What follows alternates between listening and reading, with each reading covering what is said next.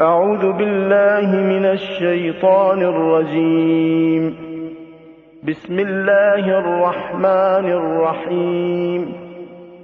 الحمد لله رب العالمين الرحمن الرحيم مالك يوم الدين إياك نعبد وإياك نستعين اهدنا الصراط المستقيم صراط الذين أنعمت عليهم غير المغضوب عليهم ولا الضالين.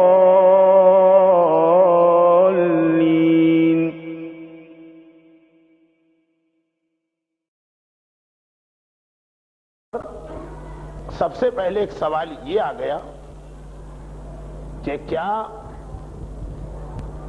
وعدہ کرنے کے بعد شرعاً وعدے کو پورا کرنا واجب ہے کہ نہیں؟ دیکھیے، یہ تو کوئی سوال ہی نہ ہوا، اس لیے کہ اتنے چھوٹے چھوٹے بچے بھی جانتے ہیں کہ وعدہ تو اسلام میں پورا کرنا واجب ہے. لیکن سوال یہ پیدا ہوتا ہے کہ جو چیز جس طرح سے مشہور ہو، کیا مجتہد کے فتوے میں بھی اسی طرح سے ہے؟ یقیناً ذرا سا بھی دین کی معلومات رکھنے والا وعدے کے مسئلے میں کہے گا کہ اس میں تو دو رائے ہو ہی نہیں سکتی. لیکن شاید آپ ہی لوگوں کو، اپنے بڑوں کو کچھ اور مسئلے سمجھانے میں اتنی ہی زحمت ہو رہی ہو جتنی زحمت یہ مسئلہ سمجھانے میں مجھے ہوتی. مثلا ہو سکتا ہے کہ کئی مسئلوں میں آپ کے بڑے یہ ماننے کو تیار ہی نہ ہو کہ اسلام میں سود جیسے گناہ کبیرہ کو بھی کبھی جائز قرار دیا گیا، اور آپ کہتے رہیں کہ نہیں بھائی، یہ جو مرحوم آقا خوئی کا فتویٰ بینک کے بارے میں ہے یہ وہ سود نہیں.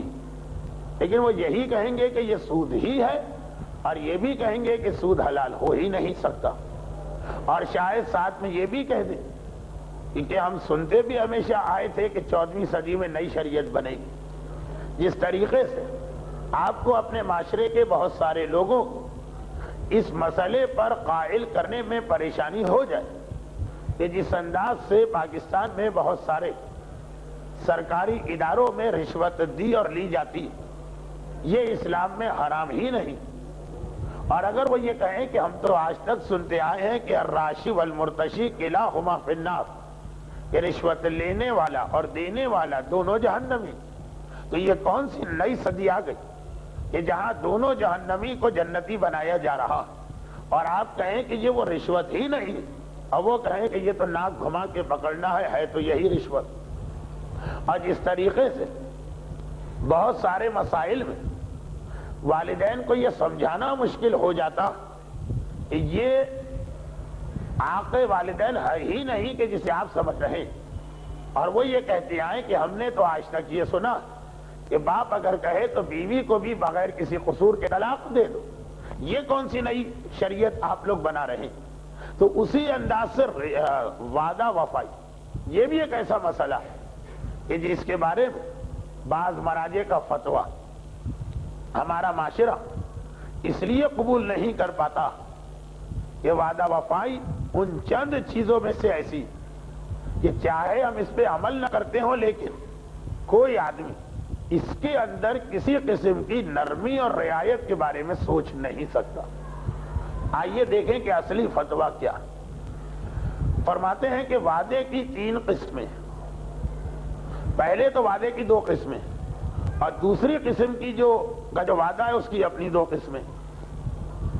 یا تو وعدہ کسی معاملے کے ساتھ کیا گیا اور وہ معاملہ ایسا ہے کہ جس کو توڑنا حرام ہے، یا وعدہ کسی معاملے کے ساتھ نہیں، ایسے ہی وعدہ ہے.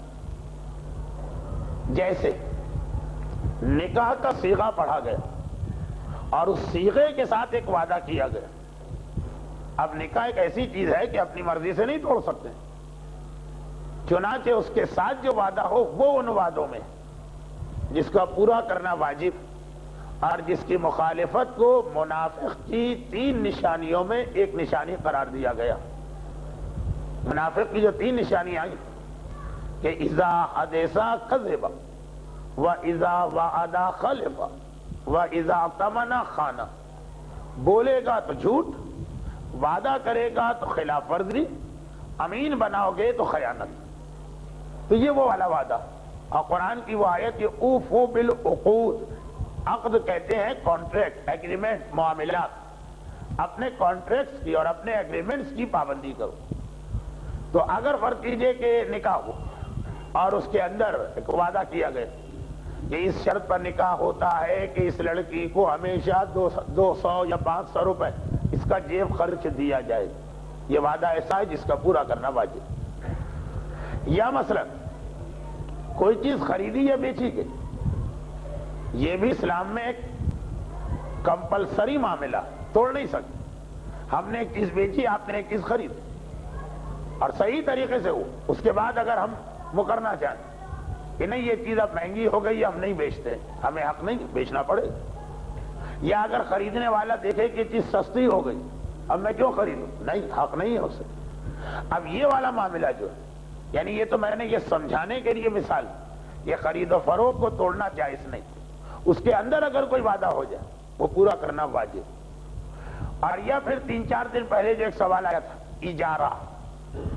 اجارہ کہتے ہیں کہ چیز نہ دینا، اس کا نفع دینا. مکان ہم نہیں دیں گے، وہ ہمارے پاس ہے، اس میں آپ رہ سکتے ہیں، اپنے آپ کو نہیں بیچ رہے، ہمارے 8 گھنٹے آپ کے ہاتھ میں. اجارے کو اردو میں کرایہ بھی کہتے ہیں، نوکری بھی کہتے ہیں. ٹیکسی ہم آپ کو نہیں دیں گے، اس کے اندر آپ کو یہاں سے فلاں جگہ تک بٹھا کے لے جا سکتے ہیں. یہ سب چیزیں اسلام میں ان کا کیا نام ہے؟ ٹرانسپورٹ کرایہ پہ دینا، کہیں نوکری کرنا، مکان کرایہ پہ دینا، اسلام میں اس کا نام ہے اجارہ. اجارہ. یا کپڑے سینے کے لیے درزی کو دیے، شریعت میں اس کا کیا نام ہے؟ اجارہ. جانور ذبح کرنے کے لیے قصائی کو بلوایا، اجارہ. قرآن پڑھنے کے لیے کسی سے ایگریمنٹ کیا، اجارہ. لفظ اجارہ جو ہے یہ بھی ایک بہت اہم چیپٹر ہے ہماری فقہ کا. پاکستان میں یہ سب سے کم پڑھا جانے والا حصہ.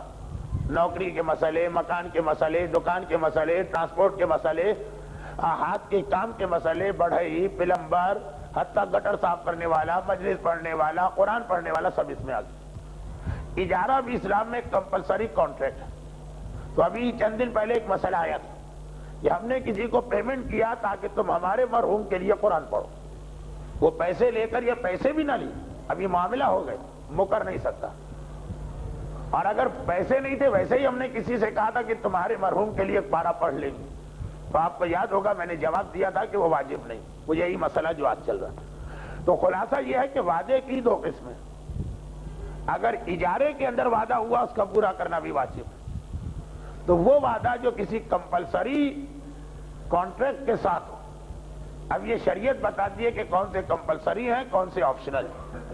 کمپلسری یہ کہ ایک دفعہ ہو گیا، دونوں میں سے کوئی ایک پارٹی اپنی طرف سے 1 سائیڈڈ اس کو نہیں توڑ سکتی. اور آپشنل کہتے ہیں کہ نہیں، ہو بھی گیا تب بھی جس کا دل چاہے توڑ دے. جیسے کسی عام آدمی کو گفٹ دینا، سگے رشتہ دار کو گفٹ دیں تو کمپلسری، عام آدمی کو گفٹ دیا جب چاہے واپس لے سکتے. اچھا خیر، تو وہ وعدے کے جو عقد لازم میں، کمپلسری کانٹریکٹ میں، وہ واجب ہے. جو وعدے ایسے نہیں بلکہ بغیر کسی کانٹریکٹ کے کیے، اس کی 2 قسمیں. یا تو وعدہ کرتے وقت ہی آپ کی نیت تھی کہ وعدہ پورا نہیں کرنا ہے، یہ حرام ہے، اسے پورا کرنا پڑے. اور نمبر 2 کہ ایک وعدہ کسی کمپلسری کانٹریکٹ میں نہیں، اور جب وعدہ کیا تو ارادہ تھا کہ پورا کریں گے، بعد میں حالات ایسے بدل گئے کہ نہیں کر رہے. دیکھیے مجبوری نہیں کر سکتے، موڈ چینج ہو گئے. ایسا وعدہ اگر پورا نہ کرے تو آغا محسن حکیم و آغا خوئی، آغا روحانی اور آغا سیستانی، یہ 4 مراجع تو کہتے ہیں کہ جائز ہے لیکن مکروہ کراہت کے ساتھ۔ اچھا اب آ جائیے اس ایک مسئلے کے بعد، یہ ایسا وعدہ جو کسی روپے پیسے کے انوالومنٹ کے بغیر، اور وعدہ کرتے وقت وعدہ کرنے والے کی نیت میں تھا کہ پورا کریں گے، اب بعد میں اس کا ارادہ بدل گیا، تو یہ حرام نہیں۔ 24 رمضان کی تقریر میں اس مسئلے کو بیان کرنے کی دو وجوہات۔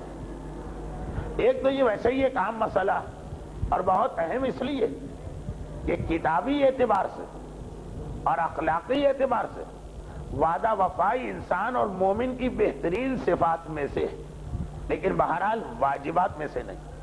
اور دوسرا یہ کہ کل ہماری آخری تقریر، پہلی رمضان سے لے کے آج تک خدا معلوم دوران مسائل کتنے وعدے ہو گئے، جن میں سے بہت سے ذہن میں بھی نہ رہے اور بہت سے ذہن میں ہیں لیکن اب وقت ہمارے پاس نہیں۔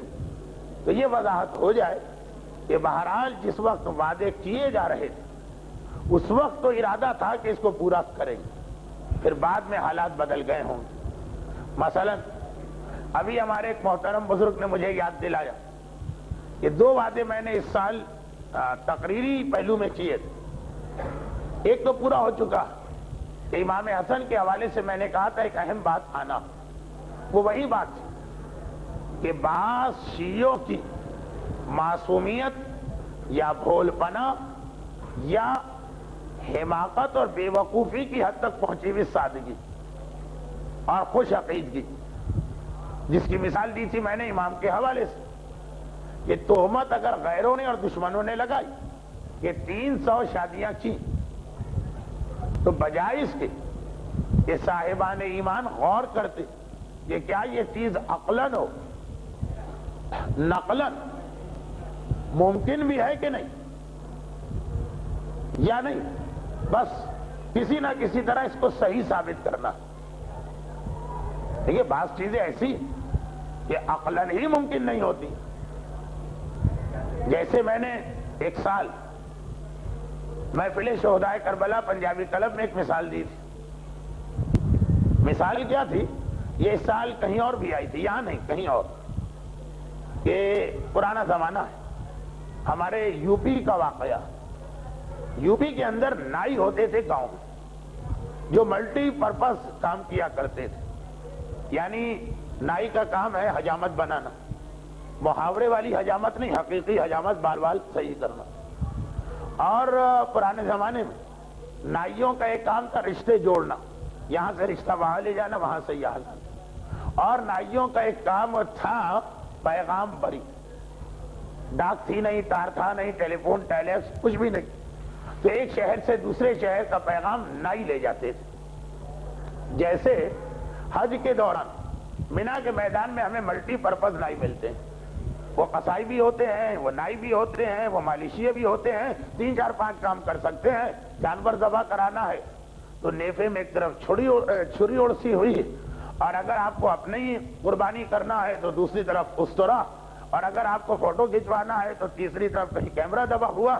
وہاں مینا کے میدان جو نائی آتے ہیں نا وہ 3 4 5 کام کر سکتے ہیں۔ چنانچہ آپ کہیں بکرا ہے تو اس کے لیے بھی حاضر، آپ کہیں بکرا تو نہیں ہے میں خود ہوں تو اس کے لیے بھی حاضر۔ ویسے ہی پہلے زمانے میں چھوٹے شہروں اور دیہاتوں میں نائی ہوتے تھے۔ ایک صاحب دیہات کے رہنے والے بڑے شہر میں نوکری مل گئی، وہاں چلے گئے، بہت دن ہو گئے، پلٹ کے گھر والوں کی کوئی خبر نہیں لی، آسان بھی نہیں تھا خبر لینا۔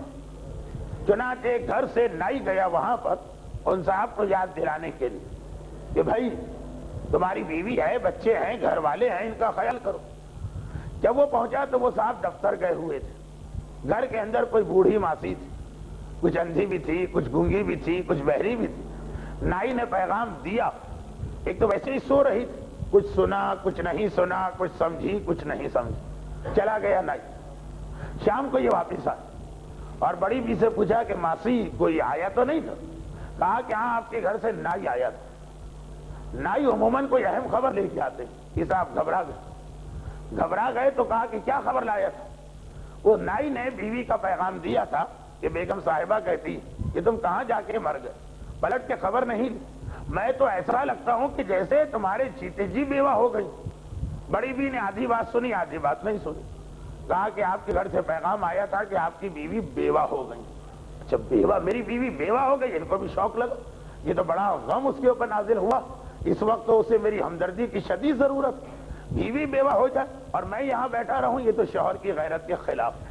فوراً گئے, شام ہو چکی, فوراً گئے اپنے صاحب کے گھر پہ اور صاحب سے ملاقات کی. وہ گورا تھا, وہ بھی گھبرا گیا کہ ابھی صبح سے شام یہ دفتر میں تھا, اس وقت آدھی رات کو کیوں آ رہا.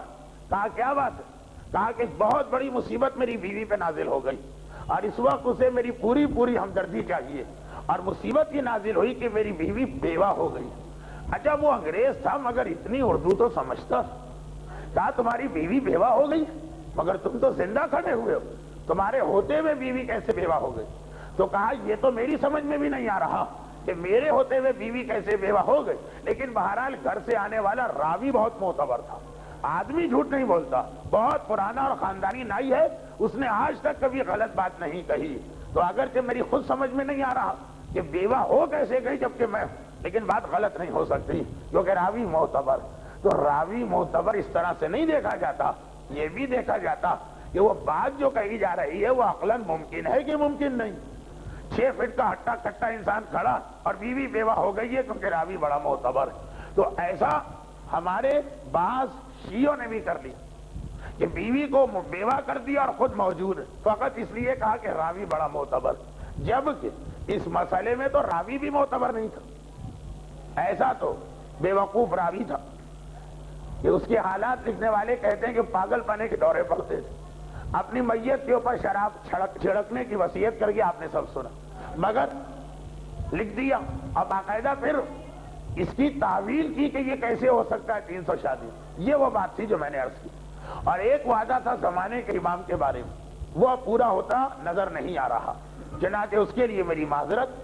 یہ بھی نہیں کہہ سکتا کہ آئندہ سالوں میں حالات, کچھ نشانیاں, کچھ بشارتیں, کچھ وضاحتیں اور کچھ غیب سے ملتی جلتی خبریں, جس سے یہ لگ رہا ہے کہ یہ شاید کراچی ورنہ کاردا میں میرا آخری رمضان, وقت ملا تو اس کی وضاحت کل ہوگی. تو یہ تو وضاحت میں کر رہا کہ وعدہ خلافی کب حرام ہے کب حرام نہیں.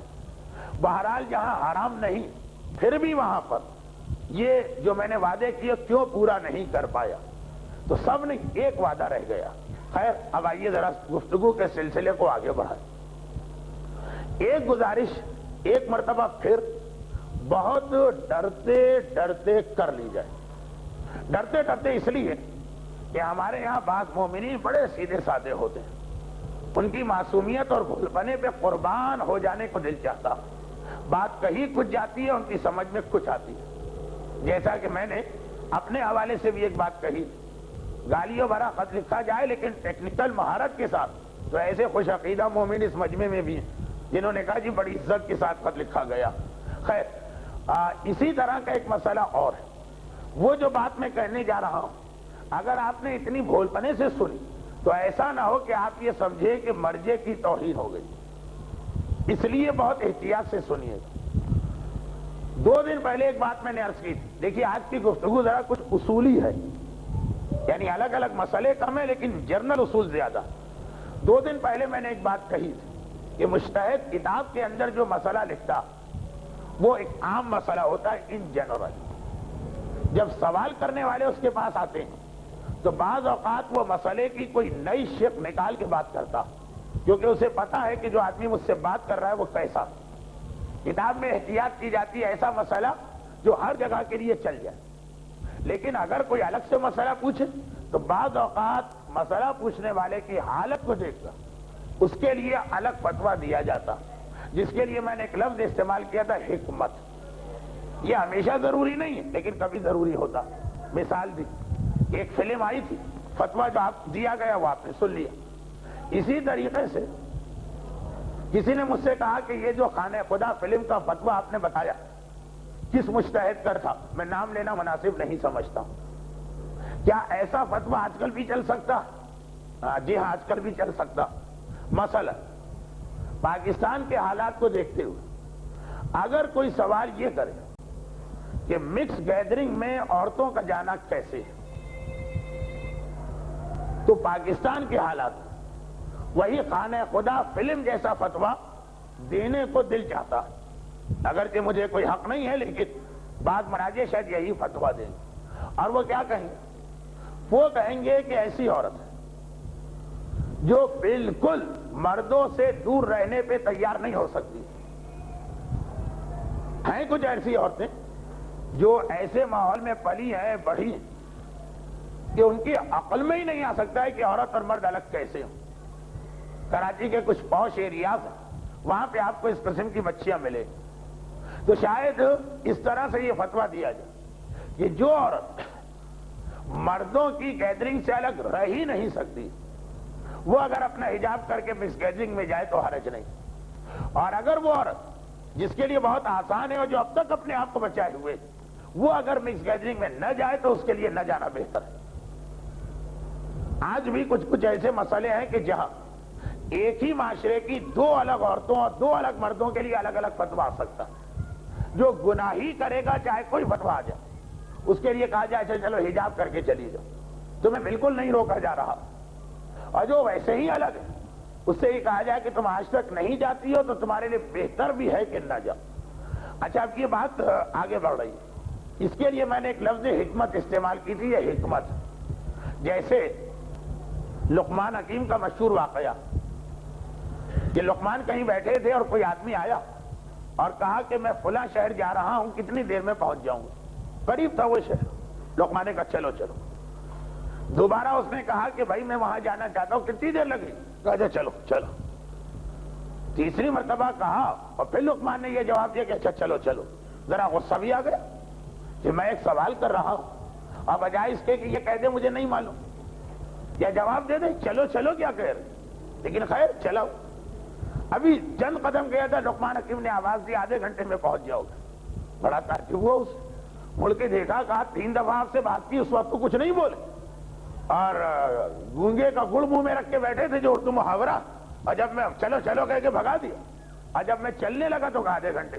تو کہا مجھے کیا پتا تھا تمہاری سپیڈ کیا تھی. پہلے میں دیکھنا چاہتا تھا تم تیز چلتے ہو، آہستہ چلتے ہو، معتدل چلتے ہو. جب تم 5 منٹ کے 2 منٹ چلے مجھے اندازہ ہو گیا. میں نے کہا اس سپیڈ کے ساتھ آدھے گھنٹے میں پہنچو گے. یہ حکمت. وہ تو جواب ہو جاتا کہ جیسے لقمان خود جاتے ہیں 20 منٹ میں، کہتے 20 منٹ. لیکن کہا کیا پتا اس کی رفتار کیا. تو مجتہد بعض اوقات اس طرح سے فتوے دیتا. اچھا، تو اس کا مطلب کیا نکل رہا تھا کہ کتاب کے مقابلے میں زبانی پوچھے جانے والے مسئلے شاید زیادہ بہتر ہوں. لیکن کبھی بالکل الٹا بھی ہوتا ہے. آپ حضرات کے لیے کبھی الٹا بھی ہوتا ہے. وہ کیا؟ اور یہ جو الٹا ہوتا ہے نا، یہ زیادہ تر ان مجتہدین کے ساتھ ہوتا کہ جن کی مرجعیت کا زمانہ زیادہ پرانا نہ ہو. جیسے آج کل آقا روحانی، یا جب آقا گلپائگانی کا شروع کا زمانہ تھا. جن مراجع کی مرجعیت کا زمانہ زیادہ پرانا نہ ہو، ان کے ساتھ کبھی الٹا ہوتا. دیکھیں یہ توہین مرجع تک بات نہ پہنچے، اس لیے بہت سنبھل کے کر رہا ہوں. وہ یہ کہ کتاب کے اندر جو مسئلہ لکھا جاتا ہے وہ پوری احتیاط کے ساتھ، عام طور پر کبھی اس کے اندر بھی غلطیاں ہوتی ہیں. ایک تقریر آپ نے میری سنی تھی، مناسک حج کی مثالیں دی. بولتے وقت جو ہے بعض مراجع خصوصاً جن کی مرجعیت کو زیادہ عرصہ نہ گزرا، یعنی جن کی مرجعیت کو زیادہ عرصہ نہیں گزرا، تو سوال و جواب، سوال آدمی کرے اس کا جواب دینا، اس کے لیے بھی بہرحال ایک مہارت چاہیے ہوتی جو پڑھنے سے نہیں آتی، تجربے سے آتی. تو سوال کے جواب میں بعض اوقات مراجع اپنا نظریہ اس طرح بیان کرتے ہیں کہ فتوے والا اور احتیاط واجب والا مکس کر دیتے، جو شرعاً غلط بھی نہیں ہے، حرام بھی نہیں ہے، گناہ بھی نہیں. دیکھیے ایک مرجع کے 2 نظریے. آپ نے پوچھی فلاں چیز، اس نے کہا میرے نظریے میں یہ حرام. ہو سکتا ہے فتوے سے حرام، ہو سکتا ہے احتیاط واجب سے حرام. ہمارے لیے فرق ہے. اگر فتوے سے حرام ہے تو ہمیں ماننا ہی ماننا ہے، نو چوائس. احتیاط واجب سے حرام ہے تو ہم چاہیں اس میں کسی اور کی بات بھی مان سکتے. اور کئی مراجع کبھی تو جان بوجھ کر ایسا جواب دیتے، وہی حکمت والی بات، سامنے والے پہ بھروسہ نہیں. ایسا لگ رہا ہے اس کے انداز سے کہ وہ شریعت پہ عمل کم کرنا چاہتا ہے، بھاگنا زیادہ چاہتا. تو ایسا جواب دیتے ہیں کہ جس میں یہ نہیں بتاتے یہ فتویٰ ہے کہ احتیاط. جیسے اگر وہ یہ کہتے ہیں کہ آپ کو یہ کام کرنا چاہیے، ٹھیک ہے چاہیے، لیکن یہ واجب ہے کرنا یا احتیاط واجب ہے یا مستحب؟ مثلا آغا خوئی کا مشہور اور معروف نظریہ، اس میں کوئی شک کی گنجائش نہیں کہ وہ پردے میں عورت کا چہرہ اور ہاتھ چھپانا واجب سمجھتے تھے، لیکن بنا بر احتیاط۔ اب بہت پرانا ان کا نظریہ، اب بدلا بھی نہیں شروع سے آخر تک، لیکن کتنے ہی لوگ ایسے ہیں جو نجف میں آغا سے یہ مسئلہ پوچھ گیا تو انہوں نے صرف اتنا کہا کہ جو میری مقلدہ عورت ہے اسے اپنا چہرہ اور ہاتھ بھی چھپانا چاہیے، کیونکہ ایسے لوگوں سے کئی مرتبہ میرا ٹکراؤ اور میرا مناظرہ ہوا۔ جب ایک آدمی آ کر اتنی بڑی بات کہتی کہ ہم تو ڈائریکٹ آغا کے منہ سے سن کے آئے، تو یقیناً جنرل پبلک پر امپریشن پڑے گا کہ مولانا تو کتابی بات کر رہے ہیں، غلطی کا امکان ہے، یہ تو براہ راست پوچھ کے آیا۔ براہ راست پوچھنے میں یہ ایک بہت ہی اہم ٹیکنیکل پوائنٹ ہوتا کہ جو آغا کہہ رہے ہیں وہ صحیح کہہ رہے ہیں کہ چہرہ چھپانا چاہیے، مگر یہ ان کا فتویٰ ہے کہ پھر ماننا واجب، یا ان کی احتیاط ہے کہ کسی اور کی بات بھی مان سکتے ہیں۔ اچھا، مجتہد جو ہے زبانی اور کبھی کبھار خط میں اس نقطے کو زیادہ واضح نہیں کرتا، یہ پتا چلتا ہے جن کو اس مجتہد کے اصل مسئلے اور ان کا راز معلوم۔ ایسا کئی دفعہ ہوا، چنانچہ بلکہ جب کسی آدمی پہ بھروسہ ہو جائے تو اس کے لیے تو اور کھل کے لکھتے ہیں۔ داڑھی کا مسئلہ آ گیا، کوئی نے ہر جگہ لکھا بنا پر احتیاط واجب رکھنا ضروری، مگر میرے پاس ایسی تحریریں بھی ان کی ہیں کہ بنا پر احتیاط واجب داڑھی رکھنا ضروری، لیکن آج کے دور میں دوسرے مجتہد کی بات مان کے داڑھی منڈوا بھی سکتے ہیں۔ اب یہ وہی احتیاط واجب کو بہت کھول دی، لیکن اگر عام طور پہ کوئی نجف میں ان سے پوچھ کے آ جائے، وہ کہیں گے ہاں احتیاط کے بنا پہ داڑھی لازم۔ اب مسئلہ سننے والا مرجے بھی کبھی بتاتے وقت وضاحت ہی نہیں کرتا، اور کبھی وضاحت ایسے دبے دبے الفاظ سے کرتا ہے کہ سننے والے کی جب تک کہ خود نالج نہ ہو وہ نہیں سمجھ پاتا۔ آغا گل پائگانی کے دور میں ایسا بہت ہوا تھا، وہ عام طور پر مختصر جواب دیتے تھے یہ واجب ہے، مگر کتنے ہی مسئلے ان کے احتیاط واجب کی بنا پہ واجب تھے۔ حتیٰ یہ کہ ایک بار ایسے ہی ہم لوگ بیٹھے، زیادہ ہم لوگوں کو پریشانی ہوتی ہے حج میں، حج کے مسئلے بڑے نازک ہوتے ہیں۔ نازک میں ہی مانا ایک تو سعودی حکومت کی طرف سے ہزاروں مشکلات ہوتی ہیں، اور اس کے اندر پھر ہمارے مراجع کے فتوے، اگر ذرا اس میں گنجائش نکلتی ہو تو واقعاً رعایت سے فائدہ اٹھانے کا دل چاہتا۔ ایک دفعہ آغا گل پائگانی کے مناسک لے کے ہم لوگ بیٹھے کہ جہاں جہاں انہوں نے کہا یہ کرنا چاہیے، یہ کرنا چاہیے، یہ کرنا چاہیے، آغا کی ایک بہت ہی چھپی ہوئی کتاب تھی حج کی، جو فقط علماء کو دی جاتی تھی، عوام کو نہیں، وہ حاصل ہو گئی اور اس کو اور آغا کی عوام والی کتاب کو ملایا گیا، تو تقریباً 100 کے قریب ایسے مسئلے نکل آئے کہ مناسک میں انہوں نے غلط نہیں لکھا، یہ چاہیے، یہ چاہیے، یہ چاہیے، اور اس کتاب کے اندر وضاحت ہے کہ یہ احتیاط واجب ہے، یہ احتیاط مستحب ہے، یہ احتیاط مستحب ہے، یہ احتیاط مستحب۔ 100 کے قریب ایسے مسئلے نکل آئے جس کی بنا پر پہلے سال کا حج اور دوسرے سال کے حج میں زمین آسمان کا فرق آ گیا، کیونکہ پہلے سال تو جو عوام کی کتاب تھی اسی کو سامنے رکھا گیا، اور حج میں رعایت لینے کا دل بھی چاہتا، لیکن جب تک یقین نہ ہو جائے رعایت دلوائی بھی نہیں جاتی کہ بھائی اس میں اگر کوئی غلطی ولطی نکل آئی تو یہ نماز تو ہے نہیں کہ ہم کراچی میں دوبارہ پڑھ لیں، کون دوبارہ حج پہ جائے، اور جائے کہ نہ جائے، لیکن کیا اس کے اوپر ساری ذمہ داری نہیں ڈالے گا جس نے غلط مسئلہ بتا کے حج باطل کیا۔ مثلا آقا کا کتاب میں یہی مسئلہ کہ طواف مقام ابراہیم کے درمیان ہونا چاہیے، لیکن وہ جو علماء کے لیے کتاب لکھی کہ احتیاط مستحب یہ ہے کہ ایسا ہو۔ آقا کا مسئلہ تھا بڑے شیطان کو صرف سامنے سے کنکر مار سکتے ہیں، دوسری کتاب میں تھا بنا بر احتیاط مستحب ایسے چاروں طرف سے۔ اب یہ ساری چیزیں یہاں کے لوگ نہیں سمجھ رہے، جنہوں نے چھوٹے اور درمیانی اور بڑے شیطان دیکھے انہیں پتا ہے کہ پہلے تو شیطان چاروں طرف سے اب پکڑ میں آ جاتے ہیں، بڑا شیطان جو ہے اب تک صرف سامنے سے مار کھاتا تھا، اب کچھ ایسا اس کو بنا دیا سعودی حکومت نے کہ وہ پیچھے سے بھی مار کھا جاتا۔ جن لوگوں نے 1992 سے پہلے حج کیا انہیں ایک طرف کا شیطان ملتا تھا، اور اس کے بعد شیطان چاروں طرف سے کھل گیا. خیر، تو یہی کچھ اس وقت آغا روحانی کے مسائل میں بھی یہی کچھ، یعنی آغا کے کچھ مسئلے ایسے کہ جب آپ جا کے زبانی پوچھتے ہیں تو احتیاط واجب اور فتوے کا فرق نہیں ہوتا. وہ کہتے ہیں کہ میرے نزدیک یہ چیز حرام، مگر اس وجہ سے حرام ہے یہ پتہ نہیں چل پاتا، جس کی بنا پر آپ کو آغا کے بہت سے مسائل علماء کی زبان سے الگ الگ نظر آئیں گے. مثلا ابھی کل ہی ایک فیکس کسی برادر ایمانی نے دی آغا روحانی کے دفتر کا، اس میں ایک ایسا مسئلہ جو ہمارے حساب سے پہلے ہی نہیں تھا، لیکن بعض ہمارے زائرین ڈائریکٹ پوچھ گئے تھے، بیٹھے بھی ہیں اس وقت میرے سامنے، ان کو کسی اور انداز سے پتا چلا. ایک مسئلہ ہے کہ کیا اسلام میں ایک مومن کا دوسرے مومن پہ جو واجب حق ہے اس میں یہ حقوق کو تب بھی شامل ہے کتابیں اس پہ لکھا ہوتا آل رائٹس ریزرو، یا یہ کہ کاپی رائٹ جو کمپیوٹر کے پروگرامز اور ڈسک میں، ویڈیو میں، آڈیو میں، کتابوں میں ہر جگہ چلتا.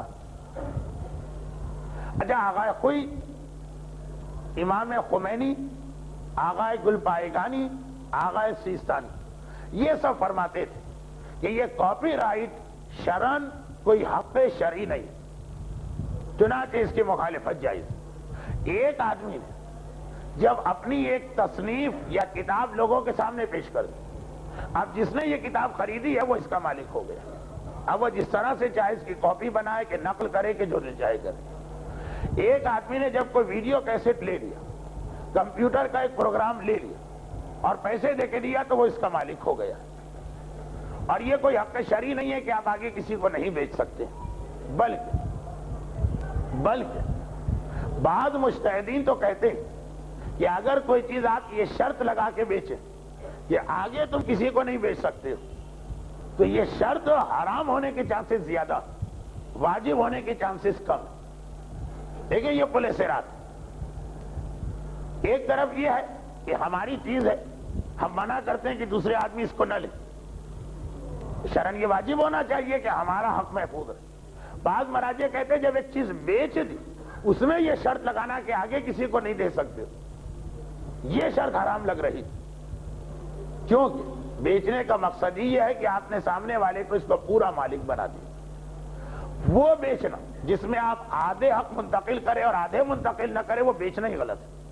اب یہ ایک بحث ہے مراجع کے لیول کی، آپ کے اوپر سے تو بہت اوپر سے گزر رہی ہوگی، لیکن خلاصہ یہ کہ آج کل کی دنیا میں کاپی رائٹ اور یہ پائریسی کا جو مسئلہ چل رہا قذاقی، کہ آپ نے ایک آدمی کی دماغی محنتوں جو اس نے ساری 20 سال کی محنت کے بعد ایک چیز بنائی ہے، دماغی محنت، اور گھر بیٹھے آپ کو مل گئے اور آپ نے لاکھوں کما لی، ایک مسئلہ ہے. چنانچہ حرام کام کرنے والوں نے گورنمنٹ سے اپنے حقوق کو محفوظ کروا لیا. آپ گانے کی کیسٹ کی کاپی بنائیے، تقریباً دنیا کے ہر ملک میں ممنوع، سزا بھی ہے، جرمانہ بھی. کسی فلم کی کاپی بنائیے، قانونی اعتبار سے یہ ممنوع بھی ہے، جرمانہ بھی ہے، سزا بھی ہے. لیکن ابھی مجلس ہے، ماتم ہے، نوحے ہیں، اس کے بارے میں ایسا کوئی قانون نہیں بنا، اور بنا ہے تو اس پہ عمل نہیں ہو رہا. شرعاً آغا کوئی، امام خمینی، آغا گل پائیگانی، آغا سیستانی، انہوں نے کہا کہ یہ کوئی حق نہیں، آپ نے پبلک کے سامنے پیش کر دیا، اب یہ اس کی مرضی ہے، جس طرح چاہے استعمال کرے. مگر آغا روحانی کو اس میں اشکال تھا، اور جو اندازہ تھا ویسے ہی ان کا نظریہ فی الحال سامنے آیا. وہ کیا فرماتے ہیں؟ بنا بر احتیاط واجب ان حقوق کا بھی احترام ضروری ہے. الفاظ کچھ اور ہیں، الفاظ یہی کہ اس کی مخالفت اشکال رکھتی ہے. اشکال کا مطلب ہی یہ ہے جو آپ نے سنا، لیکن بہرحال اشکال ہو کہ احتیاط واجب اس میں دوسرے مرجع کی بات مانی جا سکتی ہے. لیکن زائرین کرام جو سن کے آ رہے تھے وہ فرماتے تھے کہ آقا کہتے ہیں کہ حرام حرام فتوے کے طور پہ، تحریر کے اندر آ گیا کہ نہیں بنا بر احتیاط. اچھا، اتنا وقت جو میں نے لے لیا اس میں ایک مسئلہ یہ بیان کرنا تھا جو کل ہی رات کو کسی مومن کے ذریعے سے مجھے ملا، اور ویسے بھی آقا روحانی سے ڈائریکٹ مسئلہ پوچھ کے آنے والوں کے لیے ایک ہدایت بھی تھی کہ وہ کس انداز سے ان مسائل کو آگے پھیلائیں. اچھا، یہ تو ایک مسئلہ ادھر آ گیا. آئیے اب ایک سوال اور.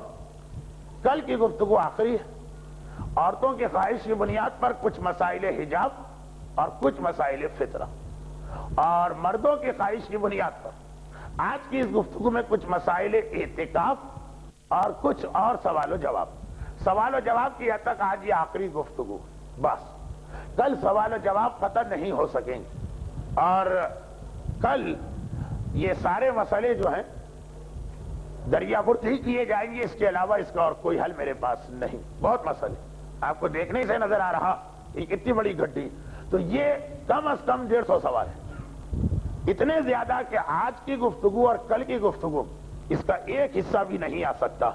چنانچہ ان تمام مومنین سے میری معذرت، انشاءاللہ نیکی کر دریا میں ڈال، اس کا ثواب ان کو مل جائے گا۔ میں اپنی کوتاہی اگر ہے تو معذرت خواہ ہوں، اور اگر میری مجبوری ہے جو آپ دیکھ رہے ہیں تو پھر بھی اپنے آپ کو شرمندہ محسوس کر رہا ہوں۔ آئیے 2-3 مختصر سوال، یہ بات پہلے آ گئی تھی، ایک بار پھر دہرانا پڑ رہی، اور وہ یہ کہ اعتکاف کے بارے میں آیت اللہ روحانی کا کوئی نیا اور خاص اختلاف باقی مراجع سے محسوس نہیں ہو رہا۔ ایک سوال پوچھا گیا تھا کہ آیت اللہ روحانی اعتکاف کے بارے میں کیا فرماتے ہیں، تو اس سوال کا اندازہ یہی تھا کہ پوچھنے والے کا مقصد یہ آیت اللہ روحانی اعتکاف میں کیا کوئی الگ مسئلہ بتاتے ہیں۔ بظاہر ہمارے مجتہدین میں اعتکاف کے مسئلے میں بنیادی اختلاف ایک ہی چیز میں ہوتا ہے، بس باقی اعتکاف کے مسئلے تقریباً سب کے پاس ایک جیسے، کم از کم موجودہ مراجع کے پاس۔ اختلاف صرف اس چیز میں ہوتا ہے کہ اعتکاف کہاں ہو سکتا ہے، اور اس میں بھی اختلاف صرف اتنا کہ کیا اعتکاف فقط 4 مسجدوں تک محدود ہے، جس کے بارے میں واضح حدیث ہے کہ وہاں اعتکاف کرو، یعنی خانہ کعبہ کی مسجد الحرام، مدینہ کی مسجد النبوی، بصرے کی مسجد اور کوفے کی مسجد۔ یاد رہے اعتکاف معصومین کے حرم میں نہیں ہو سکتا۔ دوسری بات یہ یاد رہے کہ اعتکاف ان 4 مساجد میں بھی اسی صورت میں ہو سکتا ہے کہ یہ ساری رات کھلی رہے۔ ان میں سے کم ایک مسجد یعنی مدینہ کی مسجد النبوی سارا سال رمضان کو چھوڑ کر رات کو بند کر دی جاتی ہے۔ چنانچہ ان مساجد میں سے مسجد النبوی پریکٹیکلی خارج ہو گئی، سوائے رمضان کے باقی، کیونکہ ہمارے یہاں لوگ حج پہ جاتے ہیں اور اتنا وقت ہوتا ہے کہ آرام سے اعتکاف کر سکتے ہیں، لیکن مسجد النبوی اس لیے خارج ہو گئی۔ تو اعتکاف صرف 4 مسجدوں میں ہو، اس میں تو سارے شیعہ علماء متفق، وہ بھی اس شرط کے ساتھ کہ یہ مسجد ساری رات کھلی رہے، کیونکہ اعتکاف کی شرط یہ ہے کہ سارا دن اور ساری رات آپ اس مسجد میں رہیں۔ بحث یہ ہوتی ہے کہ کیا اس کے علاوہ بھی دنیا کی عام مسجدوں میں اعتکاف ہو سکتا ہے؟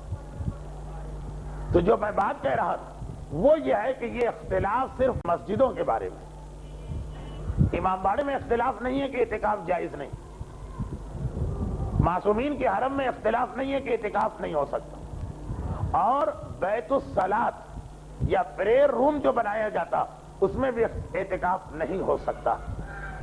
یہ مسئلہ اس لیے مجھے کہنا پڑا کہ اکثر یورپین اور امریکن جو ہماری مسجدیں، وہ مسجدیں نہیں، یورپ اور امریکہ میں جہاں جہاں لوگ گئے انہوں نے زمین خریدی، اسلامک سینٹر بنائے، مسجدیں نہیں بنائی۔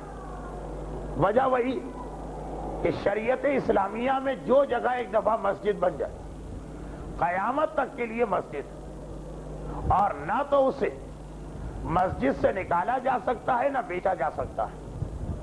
یورپ اور امریکہ کے قوانین کچھ ایسے بے ڈھنگے کہ ہر وقت ڈر لگتا کہ اگر ہم نے اس کو مسجد بنا لیا اور 2 سال کے بعد حکومت نے اس کو لے لیا یا ایسا کوئی پرابلم آ گیا تو کیا ہوگا۔ ایسا نہ ہو کہ بلا وجہ ہم ایک آزمائش میں پڑ جائے۔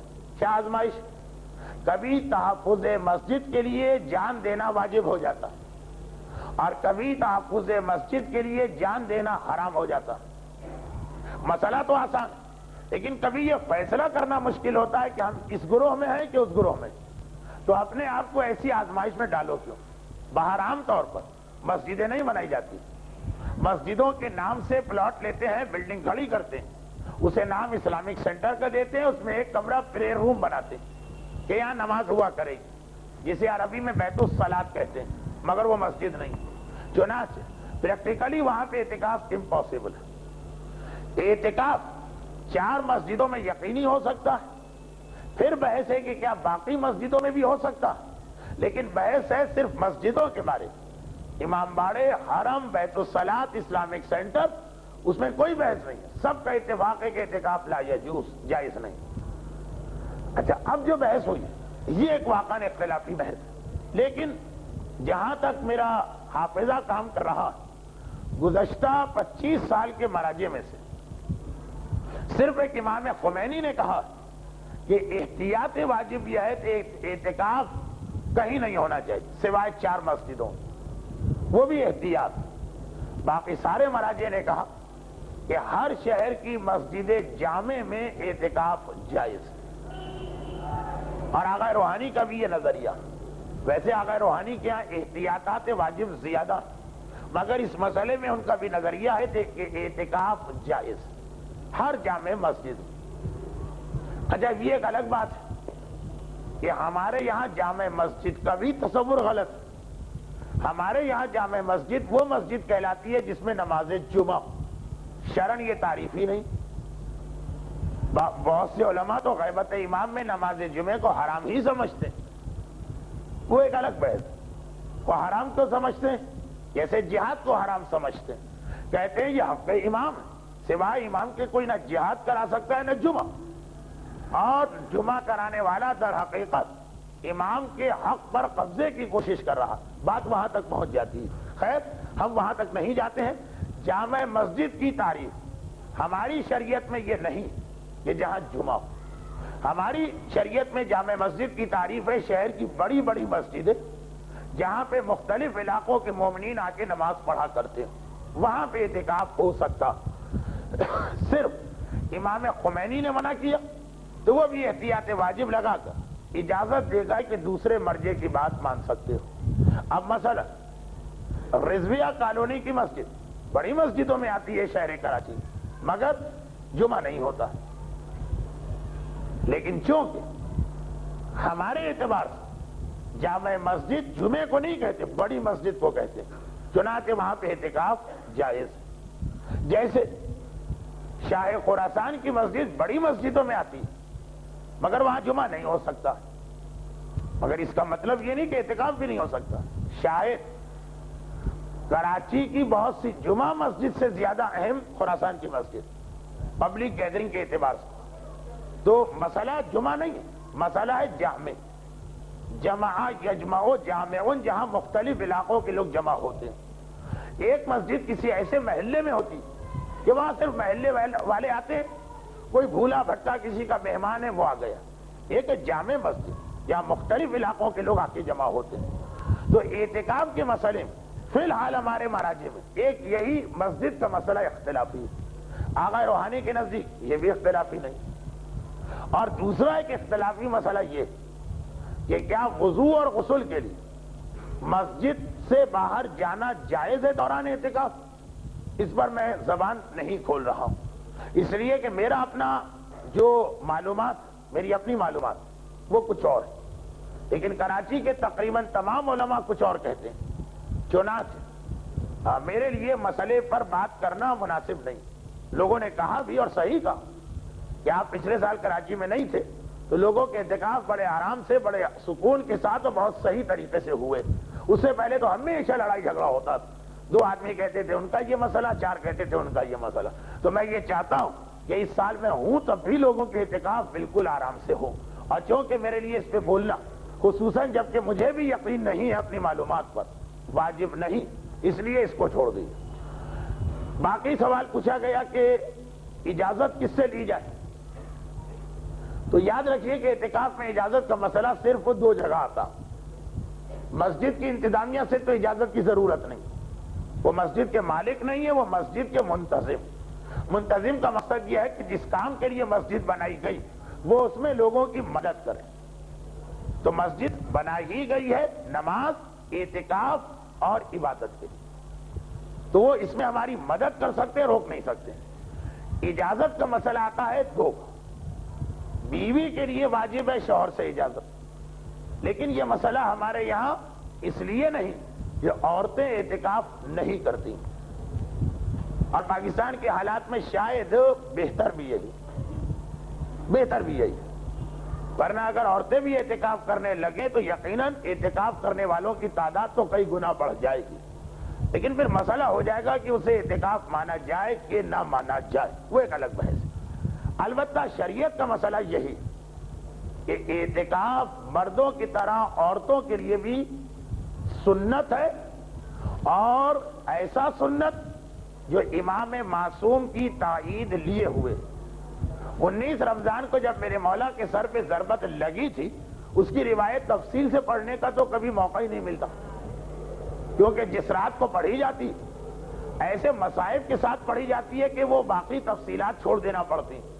مولا جب مسجد کوفہ میں داخل ہوئے تھے تو ایک طویل قطار چلی گئی تھی، ایک طرف عورتوں کی جو اعتکاف میں تھی اور ایک طرف مردوں کی جو اعتکاف میں تھی۔ خود مولا تھے، مولا کی خلافت تھی، مولا کی اپنی مسجد تھی جہاں نماز پڑھاتے، اور وہ ایک لائن سے عورتیں بیٹھی تھی جو اعتکاف کے عالم میں تھی، جن میں وہ قطامہ بھی تھی کہ جس کے وردان کے، شبیب کے اور ابن ملجم کے درمیان وہ میٹنگ ہوئی تھی۔ خیر وہ ایک الگ مسئلہ ہے، اس وقت تفصیل میں جانے کی ضرورت نہیں۔ تو عورتوں کے لیے بھی اعتکاف نہ صرف یہ کہ جائز ہے بلکہ سنت، اور ایسی سنت ہے کہ امام کے سامنے ہوئی اور امام نے نہ روکا، نہ ناپسندیدہ قرار دیا، نہ ثواب میں کمی بتائی۔ اس میں پھر مسئلہ آتا ہے کہ شوہر سے اجازت لے۔ دوسرا مسئلہ ہے بیٹے کو والدین سے اجازت لینا۔ اگر بیٹے کا اعتکاف والدین کو اذیت پہنچائے، البتہ ایک عجیب بات ہے، باقی شریعت میں جہاں جہاں مسئلہ آیا کہ والدین کو اذیت، وہاں بس ایک عام سا مسئلہ لکھ دیا کہ اگر والدین کو اذیت ہو تو فلاں کام نہ کرو۔ اعتکاف میں ایک لفظ سب نے بڑھایا ہے، اگر والدین کو اذیت ہو رہی ہے بیٹے کی محبت کی وجہ سے تو اعتکاف میں اجازت ہو۔ والدین کو بیٹے کے اعتکاف سے اذیت ہو سکتی ہے دو طریقے سے، ایک بیٹے سے اتنی محبت کہ 3 دن تک اگر بیٹا نظر نہ آئے تو والدین کو برداشت نہیں ہو رہا ہے، ہوتی ہے ایسی محبت، روزانہ 1 مرتبہ ضرور بیٹا نظر آنا چاہیے، 1 دن نہ صحیح گیپ کر کے 2 دن، 3 دن اگر بیٹا نظر نہ آئے تو والدین کی دل کو تکلیف ہو رہی ہے، ایسی حالت میں پہلے ان سے اجازت ہے۔ لیکن ایک اذیت والدین کو ایسی ہوتی ہے کہ ہمارا بیٹا آخر یہ کن نامعقول لوگوں کے ہاتھوں میں پھنس گیا، اور کیا اس کو فینیٹک بنایا جا رہا ہے اور اسے بگاڑا جا رہا ہے اور اسے تباہ کیا جا رہا ہے۔ وہ اس لیے ناراض ہے بیٹے کے اعتکاف سے کہ کیا یہ نان سینس، اپنا گھر چھوڑ کے مسجد میں جا کے پڑھ رہے ہیں، کوئی فقیر ہیں ہم، کوئی بھیک منگے ہیں ہم، کوئی خیرات کی روٹی کھانے والے ہیں۔ دیکھیے ایسے والدین ہوتے ہیں ایسے والدین۔ بہرحال کچھ جملے ایسے ہیں کہ ممبر سے بیان کرنے کو دل نہیں چاہتا۔ ابھی میں کسی کے حالات میں پڑھ رہا تھا کل رات کو، بڑے اچھے معتبر موقر آدمی، ان سے کہا، انہوں نے کہا سب کر سکتا ہوں نماز نہیں پڑھ سکتا۔ کیوں؟ کہا یہ مجھ سے ممکن نہیں کہ کبھی اس حالت میں ہوں کہ میرا منہ نیچے ہو اور پچھلا جسم، بہرحال اس کے لیے بڑا برا لفظ استعمال کیا، اور وہ اوپر، ایسا نہیں ہو سکتا۔ اکڑ تھی ایک، یعنی بہرحال ایک غیرت تھی ان کے اندر۔ کہا یہ نہیں ہو سکتا کہ منہ کے بھل گرا ہوں اور وہ پیچھے کا جو جسم ہے جس کے لیے بہت برا لفظ انہوں نے استعمال کیا وہ آسمان کی طرف، ایسا کوئی مجھ سے نہیں کرا سکتا، اللہ بھی مجھے اتنا نہیں جھکا سکتا۔ تو بعض لوگ ایسے جو واقعہ اعتکاف کو کہتے ہیں نان سینس، اس لیے بیٹے کو منع کر رہا ہے، وہ اس میں اس بات کی اجازت کی ضرورت نہیں۔ خاص سب نے لکھا کہ اعتکاف میں باپ کی اجازت اس صورت میں ضروری کہ اگر شفقت اور محبت کی وجہ سے اسے اذیت پہنچ رہی، اور اگر دین دشمنی، مسائل دشمنی، عبادت دشمنی کی وجہ سے تو پھر نہیں۔ یہ وہ سوال تھا کہ جو مجھ سے آج پوچھا گیا، اور یہ کہا گیا کہ 24 رمضان تک اس کا جواب دے دیں، کیونکہ پھر اگر اجازت کا مسئلہ ہے تو ہمیں اجازت لینا ہوگی۔ اچھا اب اعتکاف کے مسائل تو رکھیے ایک طرف، ہماری گفتگو اعتکاف کے مسائل کے بعد ایک دو تین مسئلے بہت تاکید کے ساتھ آج پوچھے گئے ہیں، اور اس کی اہمیت کی وجہ سے میں نے اس کو الگ انداز سے رکھا۔ آج کا دن سوال و جواب کا، ان سوال و جواب کا دن ہے کہ جو خاص طور پر آخری دنوں میں ملے۔ شروع والے سوال، اچھا اب یہ جو سوال پوچھا گیا اس کو تو بیان کرنا اس لیے مناسب نہیں لگ رہا کہ یہ سوال کوئی بہت اہم سوال نہیں، پھر بھی ایک جملے میں سوال یہ پوچھا گیا ہے کہ گندم اور صابن اور چاول وغیرہ یہ کیا پانی سے پاک ہو سکتے ہیں؟ اچھا ایک سوال ہے توضیح المسائل کے مسئلہ نمبر 155 اور 168 کے درمیان، لیکن ایک ایسا سوال کہ اس وقت جہاں پہ ہماری گفتگو پہنچ چکی، یعنی بالکل اہم اور آخری مسئلے، اس میں یہ سوال ذرا عجیب سا لگ رہا ہے، لیکن پھر بھی بہرحال سن لیجیے۔ آقا روحانی فرماتے ہیں کہ یہ چیزیں گیہوں، چاول اور صابن اگر اوپر سے نجس ہو جائیں تو پاک ہو سکتی، اگر نجاست ان کے اندر پہنچ جائے تو پھر آب جاری میں تو پاک ہو سکتی، آب کر اور آب قلیل میں ان کا پاک ہونا مشکل ہے اگر نجاست ان کے اندر تک پہنچ جائے۔ آغا خوئی اور آغا خمینی فرماتے تھے کہ نہیں، یہ چیزیں آب جاری کے علاوہ آب کر میں بھی پاک ہو سکتی ہے۔ آب جاری دریاؤں کا پانی یا چشمے کا پانی، آب کر میں بھی پاک ہو سکتی ہے، لیکن ایک شرط کے ساتھ، اتنی دیر تک انہیں آب کر میں رکھا جائے کہ یقین ہو جائے کہ پانی ان کے اندر ایک ایک ذرے تک پہنچ گیا۔ آغا روحانی کہتے ہیں اشکال، آغا خوئی اور آغا خمینی کہتے ہیں جائز۔ آغا سیستانی کیا فرماتے ہیں؟ آغا سیستانی کا جملہ ذرا سا مشکل فرماتے ہیں کہ صابن کو چھوڑ کر باقی چیزیں وہی آغا خوئی والا مسئلہ کہ اگر اندر تک نجاست چلی گئی تو اتنی دیر آب کر میں رکھیں کہ پانی اندر تک پہنچ جائے۔ یہ سب نے مانا کہ آب قلیل سے ان کا اندرونی حصہ پاک نہیں ہو سکتا، تو آغا خوئی اور آغا خمینی نے کہا گندم، چاول کا مطلب وہ چاول جو چھلکے کے اندر ہوتا ہے اور اس کے اندر اصلی دانہ، اور صابن یہ پاک ہو سکتے ہیں چاہے نجاست اندر کیوں نہ گئی۔ طریقہ کیا ہے؟ اتنی دیر تک پر پانی میں رکھو کہ یقین ہو جائے کہ پانی اندر ذرے تک پہنچ گیا۔ آغا سیستانی فرماتے ہیں کہ ان میں سے وہ چیز جس کے اندر پانی جا کر مضاف ہو جائے وہ کیسے پاک ہوگی؟ صابن ایسی چیز ہے، کہا گیہوں پاک ہو جائے گا، چاول پاک ہو جائے گا۔ صابن وہ چیز ہے کہ اگر پانی اس کے اندر ذرے تک پہنچا تو وہ صابن والا پانی بن جائے گا جو مضاف۔ فرماتے ہیں کہ میرے فتوے سے صابن کے اندر اگر پانی جائے تو وہ آب مطلق رہتا ہی نہیں، آب مضاف، اور آب مضاف پاک نہیں ہوتا ہے۔ تو بڑا پیچیدہ سا مسئلہ بن گیا کہ آغا روحانی صابن میں بھی اشکال کرتے ہیں، گندم اور چاول میں بھی۔ آغا سیستانی کہتے ہیں گندم اور چاول کر پانی میں رکھنے سے پاک، صابن اس لیے پاک نہیں، ایک ٹیکنیکل مسئلہ نکالا۔ لیکن آغا خوئی اور خمینی کہتے ہیں صابن ہے کہ دوسری چیز ہے، یہ مکمل طور پہ پاک ہو جاتی ہے۔ اب اس کے بعد ایک طرح سے آج کا آخری مسئلہ، اس سوال تو بہت زیادہ، فرماتے ہیں کہ قرآن میں جہاں کئی مد آ جائے، چاہے وہ موٹا مد ہو یا پتلا، اسے کس حد تک کھینچنا چاہیے اگر پڑھنے والا آغا روحانی کا مقلد ہو؟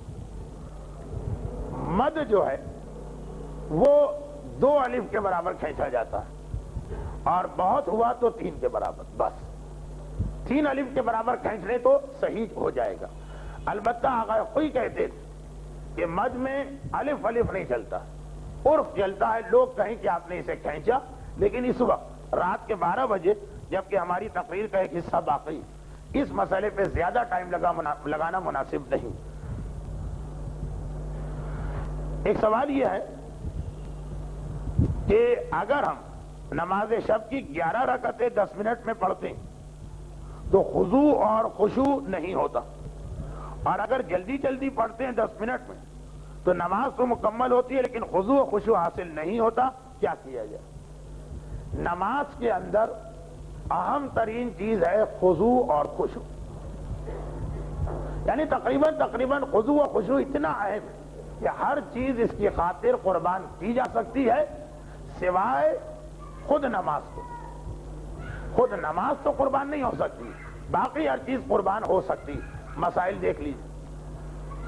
اول وقت میں نماز پڑھنا مستحب ہے، لیکن اگر رمضان کے روزے میں اتنی بھوک لگ رہی ہے کہ بھوک کی وجہ سے خضوع اور خشوع ہٹ جائے گا تو حکم ہے کہ پہلے افطار کر لو، یہ مسئلہ حل ہو جائے پھر جا کے نماز پڑھو. خضوع و خشوع زیادہ اہم ہے اول وقت سے. نماز کی حالت میں وہی اول وقت کو مسئلے کو ذہن میں رکھیں. پیشاب اور پیخانہ کی تکلیف فرماتے ہیں پہلے ٹوائلٹ سے فارغ ہو جاؤ، چاہے 15 منٹ نماز دیر سے پڑھو. کیوں؟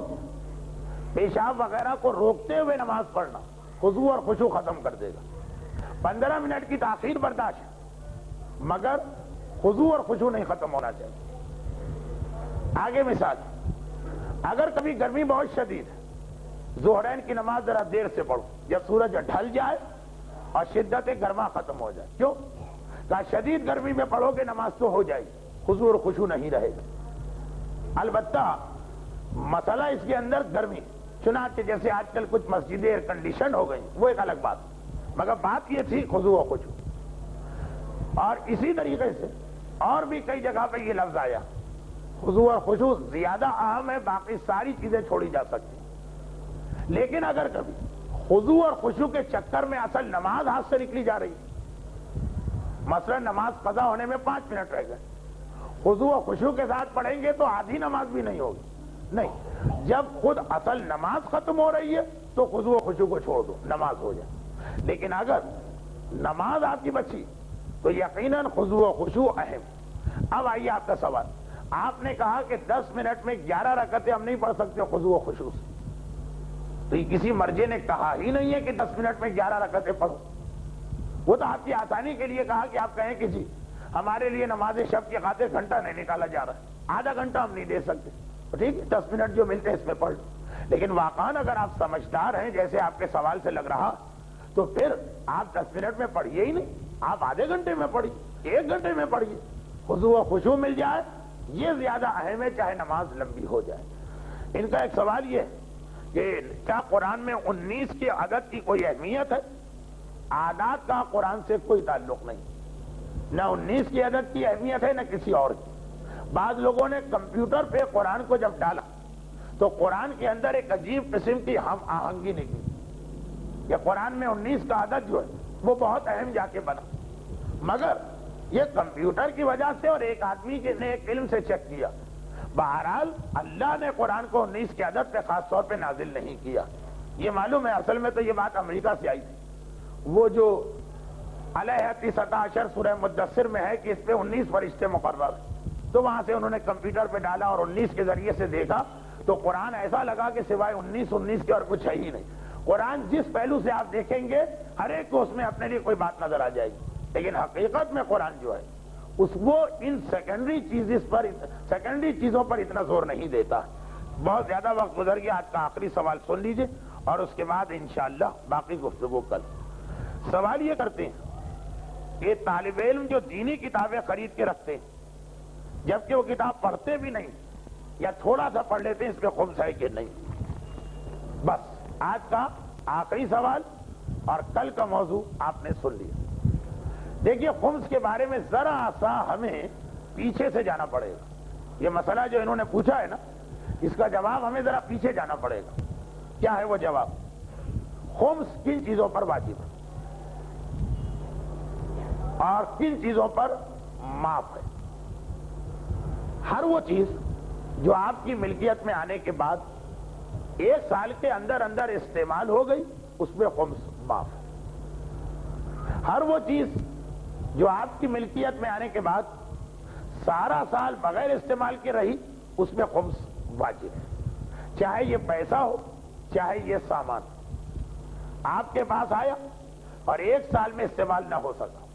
کپڑے ہیں، برتن ہے، فرنیچر ہے، کیش ہے، کوئی فلیٹ ہے، گاڑی ہے، زمین کا ایک پلاٹ ہے، مکان ہے، اور یا پھر مختصر کر کے سر میں لگانے کا تیل ہے، صابن کی آدھی بٹی ہے، پرفیوم یا سینٹ کے کچھ آخری قطرے جن کی قیمت ہو.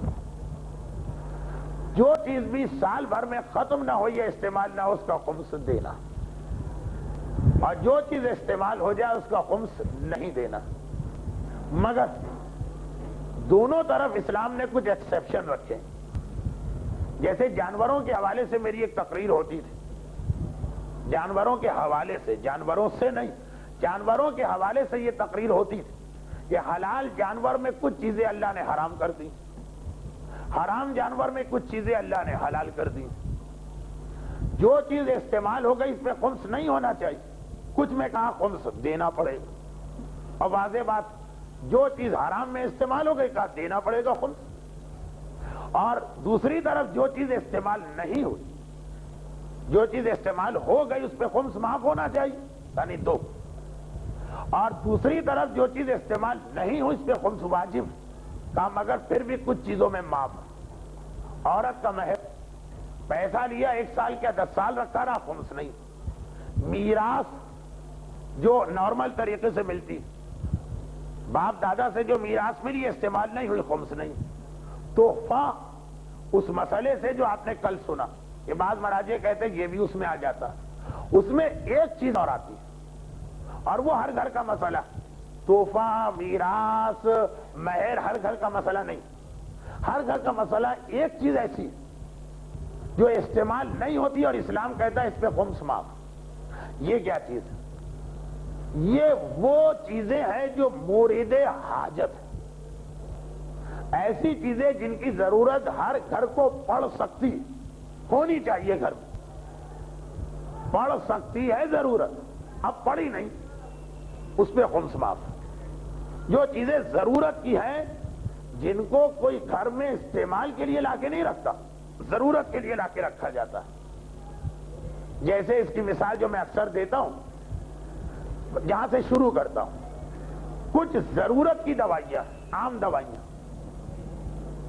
دوائیاں جو ہر گھر میں ہوتی ہیں کہ رات کے 12 بجے 2 بجے اس کی ضرورت پڑ سکتی. کہاں خریدنے جائیں گے، کس کا دروازہ کھٹکھٹائیں گے؟ بلکہ اگر لوگوں کو پتا چلے آپ نے کہا رات کے 12 بجے پیٹ میں درد اٹھا اور دوا نہیں، تو لوگوں نے حیرت کے ساتھ کہا آپ کے پاس کوئی پین کلر یا امرت دھارا یا اس ٹائپ کی چیز نہیں تھی. ایک طرح سے اس گھر والے کو برا مانا گیا، سمجھا گیا تھوڑا یہ گھر والا جو ایسی ضرورت کی چیز اپنے پاس نہیں رکھتا. دیکھیں ایک تو کچھ خاص دوائیاں ہوتی ہیں، لائف سیونگ ڈرگس ہیں، مثلا ہارٹ کے پیشنٹ کی دوا، ڈائبیٹک پیشنٹ کی دوا. جو ڈائبیٹک پیشنٹ ہے اس کے پاس تو عام گھر میں اس کی ضرورت نہیں. اگر کوئی آپ کے گھر میں ڈائبیٹک پیشنٹ نہ ہو، اور انشاءاللہ نہیں ہوگا، اور پھر آپ کے گھر میں اس کی دوا نہ نکلی، برابر سے کوئی آدمی آ جائے جو شوگر کا مریض ہے، اس کی دوا ختم ہو گئی، آپ سے پوچھا آپ کے پاس یہ دوا، آپ نے کہا نہیں، تو وہ کنڈیم نہیں کرے کہ آپ کیسے آدمی، ایسی ضروری دوا نہیں، کبھی کنڈیم نہیں کرے. یہ دوا استھمے کا مریض ہے، بلڈ پریشر کا مریض ہے، جس کے گھر میں ہے مرض وہ رکھے گا، عام آدمی نہیں رکھتا. لیکن کچھ دوا ہے، سر کے درد کی دوا ہے، دانت کے درد کی دوا ہے، پیٹ کے درد کی دوا ہے، چھوٹے بچے کی ضرورت کی دوا ہے. ہو سکتا ہے کبھی ضرورت نہ پڑے تو 5 سال پڑی رہے گھر، اور ضرورت پڑ جائے تو رات کے 2 بجے ایسی ایمرجنسی ہو کہ کہیں نہ ملے. خلاصہ یہ ہے کہ عام طور پر ایسی دوائیں جو ہر گھر میں ہونی چاہیے یہ پان والوں کے یہاں ملتی. کچھ دوائیں ایسی ہیں جو پنواڑی ہمارے یہاں بیچتے، یہ ایک تقریباً ایک معیار ہے کہ یہ دوا ہر گھر میں ہونی چاہیے. وہ اگر آپ کے گھر میں ہے، مثلا ایک اسپیرو کا پتا ہے، سارا سال استعمال نہیں ہو، خمس واجب نہیں.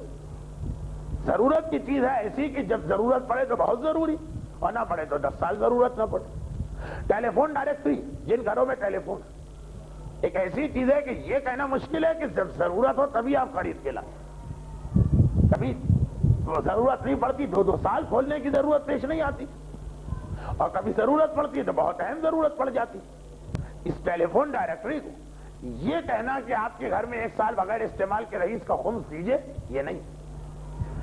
اور اب آئیے اسی میں وہ چیز جو میں کہنے جا رہا ہوں، نہیں اس سے پہلے ایک مثال اور دے دوں.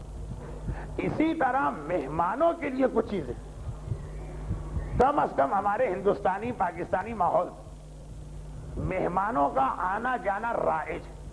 ایک تو یورپین ماحول جہاں بیٹا بھی باپ کے گھر میں مہمان بن کے نہیں آ سکتا، لیکن ایک ہمارے یہاں یہ کوئی عجیب بات نہیں ہے، بلکہ آتے ہی رہتے ہیں مہمان. اچھا، اب اگر مہمان آتے رہتے تو ہر گھر میں فرض کیجئے کہ آپ کے گھر میں 4 آدمی تو 4 تکیے 4 چادر، مہمان آ گیا اس کو کہاں سلائیں؟ بعض جگہوں پہ مسئلہ ہو جاتا، شرم نہیں. مہمان کے لیے اگر ایکسٹرا 1-2 چادر اور 1-2 تکیے رکھیں، پورا سال کوئی مہمان نہیں آیا تو کیا یہ جو 1 تکیہ یا 1 چادر ایکسٹرا آپ کے گھر میں اس کا خمس دینا؟ جی نہیں دینا. خصوصاً ہمارے یہاں ہو سکتا ہے یورپین ماحول میں دینا پڑے، یہاں نہیں. یہ مہمانوں کے لیے 1 آدھ چادر 1 آدھ تکیہ تو ہونا چاہیے. اسی طریقے سے ڈنر سیٹ. بھئی مہمان چاہے باہر سے آئے چاہے شہر میں کسی کو دعوت، اب اتنا تو نہیں ہے کہ گھر میں اگر 4 آدمی تو 4 ہی پلیٹیں ہونا چاہیے. اور اگر کوئی مہمان آ جائے تو آپ کے لیے وہ مسئلہ پیش آ جائے کہ جیسے ایک مہمان کسی کے گھر میں گئے تو میزبان سے 2-3 دن کے بعد کہا کہ کیا بات ہے، جب میں کھانا کھاتا ہوں تو آپ کا کتا بہت غور سے مجھے دیکھتا، تو کہا وہ اپنی پلیٹ پہچانتا. تو اب مسئلہ یہ ہے کہ ایک مہمان کے لیے 1 آدھ ایکسٹرا پلیٹ اگر ہو، ایک ڈنر سیٹ اگر ہو تو ہونا چاہیے. ایسا نہ نکلے تو یہ گھر والے کی خرابی مانی جائے گی. لیکن ڈنر سیٹ ایک ایسی چیز کہ نہ آیا تو سال بھر کوئی مہمان نہیں آیا، اور اگر آ گیا تو یہ جو ضرورت کی کچھ چیزیں جن کی ضرورت پڑی نہ پڑی تب بھی ہونا چاہیے. اس میں خمس معاف. کتابوں کی بھی 2 قسمیں، کچھ کتابیں اس کیٹیگری میں آتی ہیں جیسے ٹیلی فون ڈائریکٹری، اسی طرح سے ڈکشنری. البتہ ڈکشنری کے الگ الگ معیار ہوتے ہیں. آکسفورڈ کی جو شاید 25 والیوم کی ڈکشنری جس کی قیمت پاکستان میں اس وقت 12.5 یا 15,000، وہ ہر گھر میں نہیں ہونی چاہیے. وہ ہوگی تو خمس. لیکن ایک عام ضرورت کی ڈکشنری یا اسی طریقے سے توضیح المسائل یا مفاتی، ہو سکتا ہے کبھی سارا سال کھول کے دیکھنے کی ضرورت پیش نہ آئے، آپ سارے اعمال مسجد امام باڑے میں کرتے، لیکن بہرحال گھر میں یہ 2-3 کتابیں ہونی چاہیے. اور ایک یہ ہے کہ جیسے ہر شیعہ کو شوق ہے نہج البلاغہ خرید کے لے آتا ہے، پڑھتا بالکل نہیں. ایک آدھ شروع کا خطبہ پڑھتا ہے، وہ اتنا مشکل لگتا ہے کہ اس کے بعد پھر بند کر کے رکھ دیتا. اس کا خمس دینا ہے اگر نہج البلاغہ سارا سال آپ کے گھر میں بغیر پڑھے رہی. صحیفہ کاملہ ہر شیعہ خرید کے لے آتا ہے، پڑھتا نہیں. توضیح بھی ہر شیعہ خرید کے لاتا ہے، پڑھتا نہیں. توضیح چل جائے گی معاف کتابوں تو کہ اس کی ہر گھر میں ضرورت پیش آ سکتی، مفاتی کی ضرورت پیش آ سکتی، اس پہ خمس معاف. لیکن اس کے علاوہ جو مذہبی کتابیں آپ خریدتے تو کہا کہ دیکھا جائے گا، اگر آپ کے لیے یہ مورد ابتلا اور حاجت ہے تو خمس معاف، اور اگر نہیں، ایسی کتاب نہیں ہے کہ کبھی بھی ضرورت پڑ سکتی، اسٹڈی کے لیے لائے تھے اور نہیں کر پڑی، اس کا خمس دینا.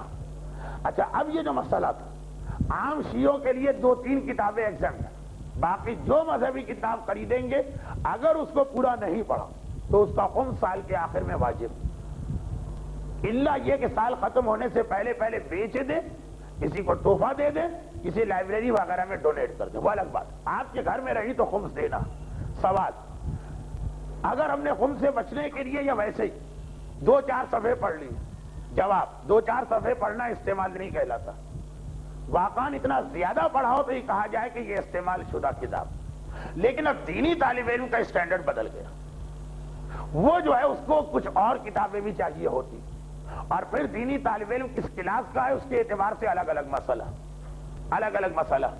مقدمات کا طالب علم ہے، وہ وسائل الشیعہ خرید، چاہے آگے چل کر اس کو اس کی ضرورت پیش آنا، ابھی ضرورت نہیں ہے تمہیں وسائل، اس کو خمس دینا پڑے گا. وسائل وہ کتاب کہ جو اندھے کی لاٹھی، مرجی اور مجتہد اس کتاب کے بغیر ایک فتویٰ بھی نہیں دے سکتا، مگر وہ کتاب جو مرجی اور مجتہد کے ایک فتویٰ اس کے بغیر ممکن نہیں.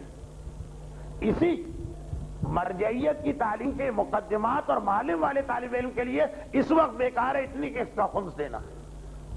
دینی طالب علم بننے کا مقصد یہ نہیں ہے کہ پہلے سے آخر تک سب ایک ہوتے، فرق، اور یہ اتنا واضح فرق ہے کہ کہنے کی ضرورت نہیں.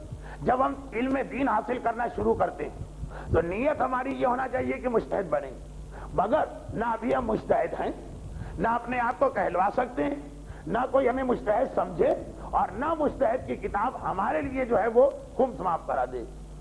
ایسے بھی لوگ کہا ہماری نیت بہت بڑی، ابھی ہم کچھ نہیں ہے لیکن چونکہ آگے مجتہد بنیں گے تو آج ہی سے مجتہد العصر والزمان اپنے نام کے ساتھ لکھ رہے ہیں۔ کہا ہماری نیت بہت بڑی، ابھی ہمارا مدرسہ قاعدہ بغدادی پڑھ رہا ہے، حوضہ بنے گا، آج سے ہم اس کو حوضہ لکھ رہے ہیں۔ یعنی ایک ایسی بے تکی دلیل کہ صاحب عقل جو ہے وہی دلیل سن کے پہلے دیکھے گا کہ میں بات کس سے کر رہا ہوں، کسے صاحب عقل سے کہ بے عقل سے۔ تو یہ خمس کے مسئلے کے اندر یہ بات آتی ہے۔ دیکھیے وسائل الشیعہ ایک ایسی کتاب ہے کہ مرجع کی آنکھوں کی روشنی ہے، اس طرح کسی کی آنکھوں کی روشنی چھین لو بیکار، وسائل مرجع کے پاس نہ رہے تو آج کل تو وہ بیکار ہے۔ مجھے پتا ہے نا کہ ایسے لوگ بھی ہیں جو کہیں گے کہ وسائل جب نہیں تھی تو مرجع کیسے فتوے دیتے، آج کل کی بات ہو رہی آج کل۔ تو یہ وسائل، لیکن ہر طالب علم کو اس کی اجازت نہیں ملے گی۔ تو وہی مسئلہ ہے، اپنے اسٹینڈرڈ کو دیکھو۔ جیسے آپ میٹرک میں پڑھ رہے ہیں، وہ ڈکشنری جو ایم اے پاس کو چاہیے ہو، اگر وہ آپ ابھی سے خرید لیں تو آپ کو اس کا خمس دینا ہے۔